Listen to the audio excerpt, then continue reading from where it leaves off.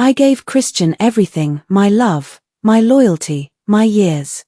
But after 5 childless ones, a doctor's report changed everything. I couldn't bear children, and suddenly, I wasn't enough for him anymore. While he flirted, drank, and spent our life away on strangers, I sat in silence, waiting. Waiting for love to return. It never did. So I made a decision. One he never saw coming. This is the story of how I left with peace, and he was left with nothing. Now let me take you through the deepest and emotional part of this story. I used to think love could fix anything. When Christian and I got married, our lives felt like a fairy tale. We had a beautiful home in the city, a small house by the lake for weekends, and enough savings to live comfortably. Christian was gentle in the beginning, and I was deeply in love. But what we didn't have was a child. And slowly, that became the unspoken weight pressing down on our marriage. After 5 years of waiting and hoping, I went to see a specialist. The news crushed me. I had a condition that affected my womb. My chances of conceiving were next to none. I sat in the doctor's office staring at the floor, while he explained medical terms I didn't want to hear. When I got home, I told Christian. I remember how he sat silently, not even looking at me. He didn't hold my hand. He didn't say a word. From that moment, something in him shifted. Christian never said he blamed me, but his actions told the truth. He stopped coming home early. His eyes no longer searched for mine across the room. His smile, once so easy, became rare. He refused to talk about adoption. He rolled his eyes when I brought up surrogacy. "It's not the same," he'd say coldly. And just like that, I became a ghost in my own home. It wasn't long before the rumors started. I'd hear whispers from friends, and even our driver once slipped and mentioned a hotel visit Christian had made with someone who wasn't me. At first, I didn't want to believe it. I wanted to hold on to hope. But soon, the truth was too loud to ignore. Christian had begun flirting with women everywhere: bars, hotels, even in my presence once. He spent money carelessly on them. Expensive wine, designer gifts, weekend trips. He was no longer hiding it. And I became invisible. I would lie awake at night, staring at the ceiling, asking God what I had done to deserve this. I never cheated. I never stopped loving him. I only failed to give him a child, and for that, I was being punished every single day. I began to wither. My body grew weak. My chest often ached with a pain I couldn't explain. I told no one. But I knew something inside me was giving up. Then, one morning, I collapsed on the kitchen floor. My heart felt like it had been punched from the inside. The hospital confirmed it was a cardiac arrest, brought on by extreme emotional stress. That night, I lay in my hospital bed alone. Christian didn't visit. No calls, no flowers, not even a text. That was when I knew I didn't just lose a husband. I had lost my life partner long ago. And now, what I had left wasn't life, it was waiting.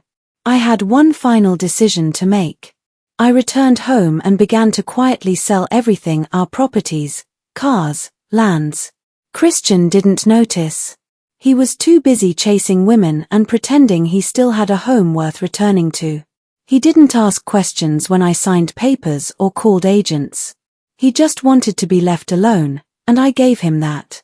With the money I made, I donated a large part to a foundation that supported children living with heart conditions. It felt right, like giving life where mine had failed. I also wired a good portion to my 2 brothers in California. They had always supported me from afar, even when they didn't know the full story.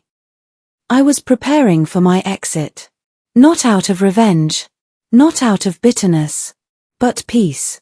I didn't want my final days to be filled with anger. I had already cried enough. I just wanted to leave something meaningful behind. And as I stood by the window, watching the sun set over the city one last time, I whispered quietly to myself, "Let it all go, Christ Abel." Because I knew tomorrow would come, with or without me.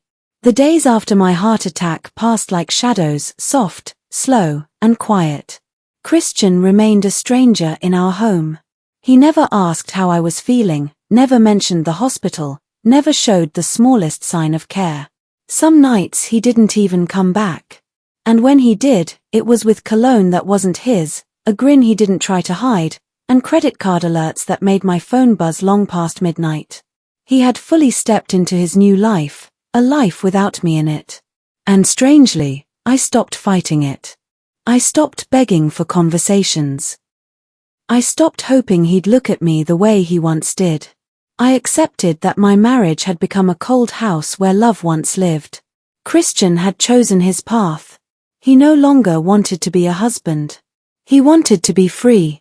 But freedom comes with a price. I watched quietly as the money began to thin. He was spending faster than we had ever lived. Hotel stays, weekend trips with different women, expensive dinners, cash gifts. Some of these women knew about me and didn't care. Others thought I was out of the picture. And to Christian, I might as well have been. The funny thing about pretending is that it always runs out. Eventually, the money dries up. The charm wears off. And the people you chase stop looking back. I watched it all happen like a silent witness to a fire burning through a house you once called home. The first sign was a phone call from our bank. A large loan had been declined because the property tied to it had already been sold by me. Christian didn't know. He confronted me one night, angry and confused, demanding to know what was going on. I didn't raise my voice. I simply said, I sold it. His face twisted in disbelief. Why would you do that? I met his eyes. Because I'm dying, Christian. And I wanted to make sure something good came out of the life we ruined. He was stunned. For the first time in months, he actually looked at me. But only for a second. Then he scoffed and walked out the door. I knew then that he wasn't just incapable of love. He was empty. The next week, I finalized all the remaining transfers. The Children's Foundation had sent me a letter, handwritten by a boy named Elijah. He said my donation meant he could finally get surgery to fix a hole in his heart. I cried for the first time in weeks, not because I was sad, but because something finally felt right. I also sent a final message to my brothers. I told them where the rest of the money was, and that I loved them. They replied with voice notes I listened to on repeat, hearing their warm voices like sunlight through a cold window. As for Christian, things began to fall apart quickly. Credit card bills piled up. The cars were gone. The bar tabs stopped being paid. And the women started vanishing. One by one, they stopped answering his calls. They weren't there for him. They were there for the illusion. When the money dried up, so did the attention. I watched him pace the living room some nights, drinking alone, his phone lighting up with unanswered texts. I never said a word. I simply sat by the window, wrapped in a shawl, breathing in the quiet I had learned to make peace with. One evening, he finally broke. He sat across from me and said, "You hate me, don't you?" I looked at him calmly. "No, Christian. I don't hate you. I just stopped waiting for you to be the man I married." There was nothing left to say. He got up, walked into the guest room, and closed the door. And in that moment, I realized something. He had already lost me a long time ago. The woman who once loved him deeply had died long before her heart gave up. I knew the end was near. Not in a dramatic way, but in the quiet way a candle knows it's burning low. My body was tired, and my heart, though still beating, felt heavy in my chest. I wasn't afraid of dying.